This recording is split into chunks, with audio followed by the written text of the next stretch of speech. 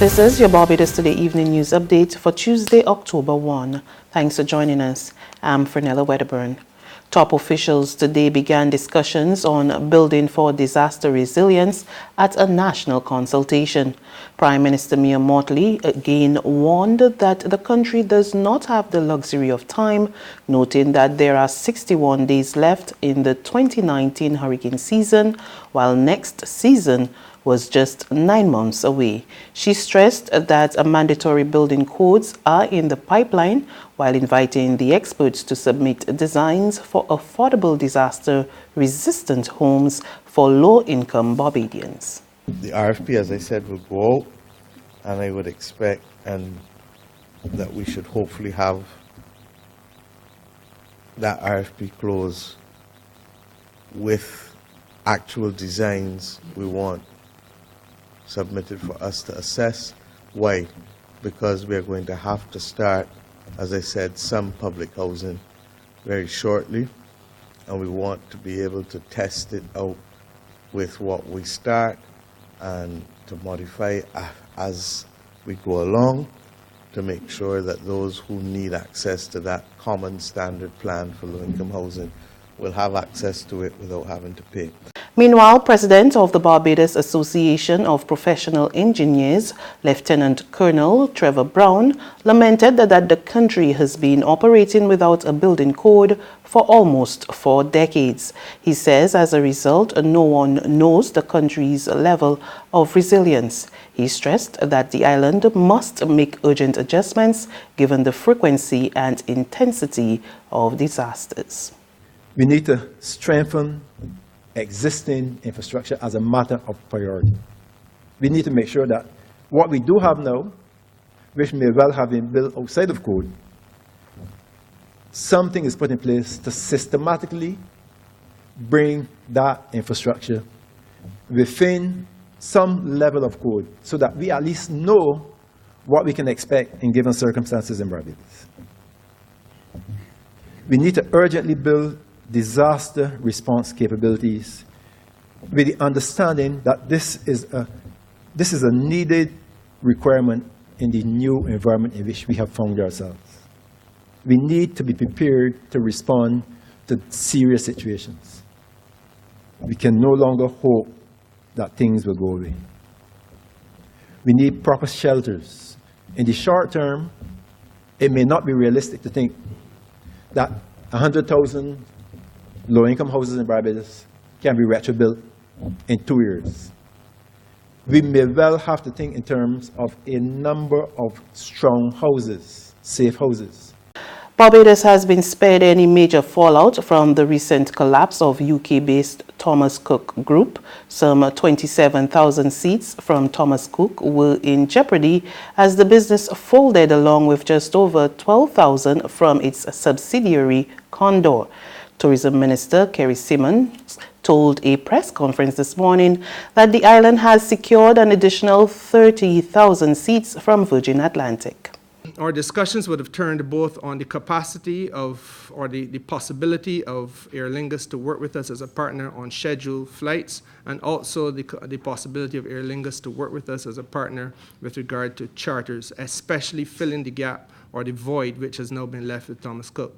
I am pleased to say that yesterday, having had some discussions with P&O's leadership, the cruise line has in fact begun their discussions with Aer Lingus, and they are satisfied that those discussions are going well, and so therefore there is a substantial likelihood of Aer Lingus partnering with P&O in order to help us to make sure that we do not have passengers on the cruise side of our tourism product being dislocated.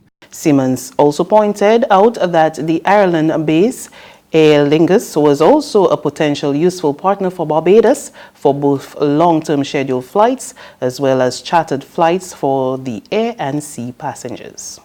Our discussions would have turned both on the capacity of, or the possibility of Aer Lingus to work with us as a partner on scheduled flights, and also the possibility of Aer Lingus to work with us as a partner with regard to charters, especially filling the gap or the void which has now been left with Thomas Cooke.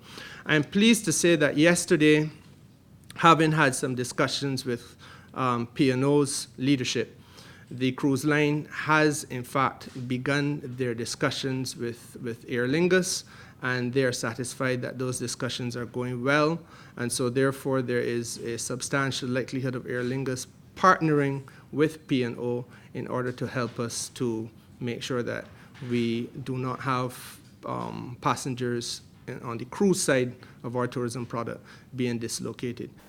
Education Month got underway today with an assurance from Minister Cynthia Bradshaw that education remains a priority for the Mayor Motley-led administration. She told students, principals, teachers and other officials attending a church service to launch the month of activities that government will provide the best possible school plans and utilize more technology to advance the sector. I want to repeat my earlier pledge to do all that is within my power to ensure that the children of this nation, the school personnel, and all who will come into contact with our school plans in Barbados encounter safe conditions that are conducive to learning. In addition, given that technology is the bedrock of innovation and positive development, I also want to pledge to continue to resource the schools and our educational institutions with adequate technology in all its relevant forms, to ensure that not only are the tools provided, but also that all personnel are appropriately trained in the effective use of those tools also. Anglican Bishop Michael Maxwell urged students and teachers to make the most of the education system. He encouraged students to hunger for knowledge and appealed to teachers to be diligent as they impart knowledge. To be like Solomon and have that hunger for wisdom, and to heed Solomon's advice to get wisdom, get understanding. But even as I say that, I also want to encourage our teachers. And of course, I still include myself among that class.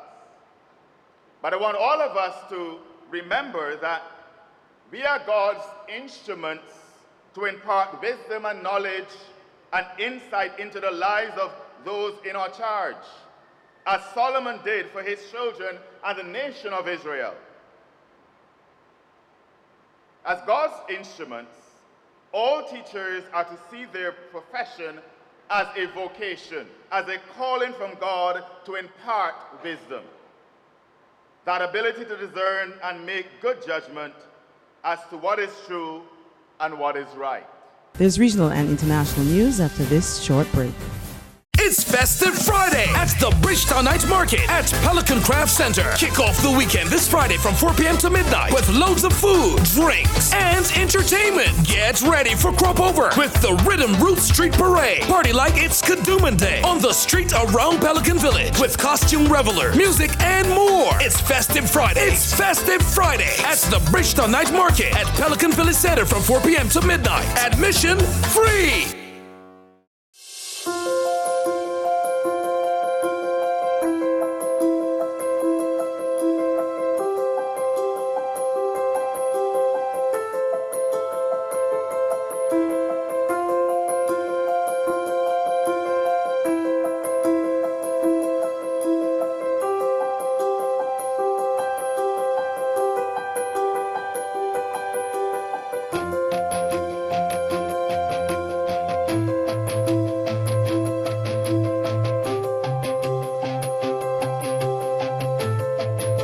Barbados Today, news you can trust. To regional happenings in Guyana, leader of the Alliance for Change, Kimraj Ramjatan, is optimistic that he could become the prime ministerial candidate for the coalition government ahead of the March 2, 2020 election. More in this report from HGP TV. As political parties get set for the upcoming election season, one of the prime ministerial hopefuls is confident of securing that position as elections day draw closer.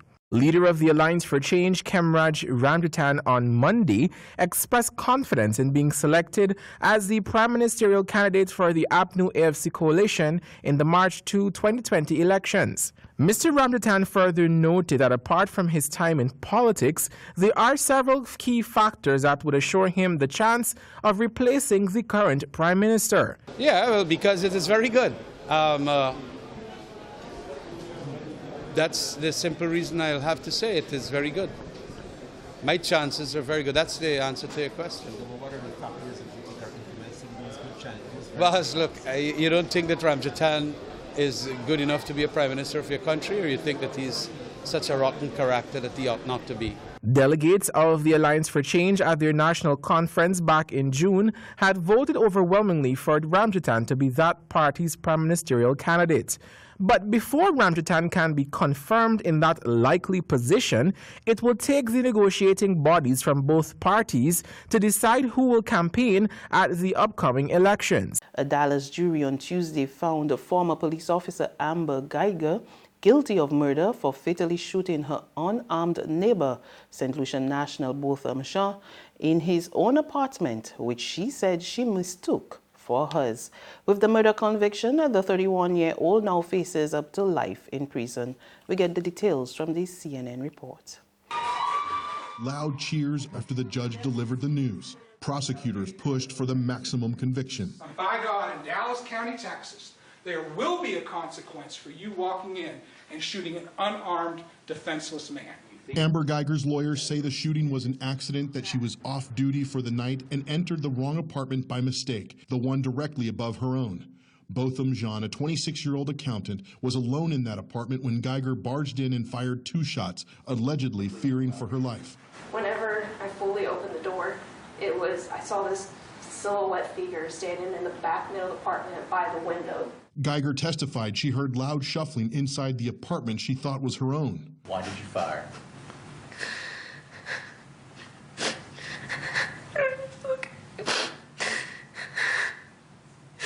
So I was scared. I was scared this person in the apartment was going to hurt me. But prosecutors hammered Geiger for seeming more concerned about her own well-being than the victims, that she didn't do everything she could to help him, never opening the first aid supplies in her backpack. Prosecutors also questioned why Geiger didn't just call for backup instead of using her weapon. And that's news. But for the very latest, visit us at www.barbadostoday.bb. You can also subscribe to our e-paper, email updates, or like us on Facebook, and sign up for our breaking news alerts via WhatsApp. We're also on Izumi Media in bus terminals, as well as Screenplay at supermarkets and gas stations near you. And you can also hear us on Mix 96.9 FM and Capital Media HD 99.3 FM. I'm Fernella Wedderburn. Good evening.